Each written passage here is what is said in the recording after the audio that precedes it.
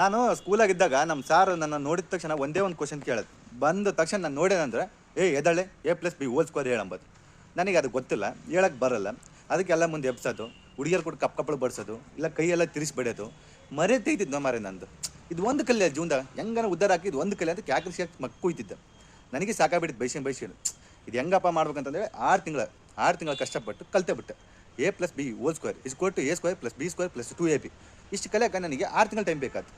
ಕಲಿತೆ ಇಷ್ಟು ವರ್ಷ ಆಯಿತು, ಅದು ಎಲ್ಲಿ ಯೂಸ್ ಆಗೋಲ್ಲ. ಯಾಕೆ ಕೆಲಸದ ಯೂಸ್ ಆಗೋದು, ಎಲ್ಲಿ ಯೂಸ್ ಆಗೋದು. ಮೊನ್ನೆ ನಮ್ಮ ಸಾರ್ ಕಂಡ ಓದಿ ನಮ್ಮ ಸಾರ್ ಅದು ಕೇಳಿಬಿಟ್ಟು, ಅಲ್ಲ ಸರ್ ಮಾತು ನನಗೆ ಉಗುದು ಬೈದು ಬಡ್ದ್ರಿ A+B² ಹೇಳೋ ಕಲಿ ಅಂತಂದೇಳಿ ಈಗ ಎಲ್ಲಿ ಯೂಸ್ ಆಗತ್ತೆ ಹೇಳ್ರಿ ಸರ್ ಅಂದು. ನಮ್ಮ ಸಾರು ಒಂದೇ ಮಾತು ಹೇಳಿದ, ನೋಡೋ ನನಗೆ 60 ವರ್ಷ, ಈಗ ರಿಟೈರ್ಡ್ ಆಗಿ ಬಂದೆ, ನನಗೇ ಗೊತ್ತಿಲ್ಲ ಅದು ಎಲ್ಲಿ ಯೂಸ್ ಆಗತ್ತಂತ. ನಿನಗೇನು ಹೇಳಿ, ನಮ್ಮ ಸಾರು ನನ್ನ ಉಗಿದು ಕಲಿಸಿದ್ದ, ಅದಕ್ಕೆ ನಾನು ನಿಮ್ಮನ್ನು ಒದ್ದು ಕಲಿಸಿದ್ದೆ ಅಂದ. ಈ A+B² ಏನು ಯೂಸ್ ಆಗತ್ತೆ?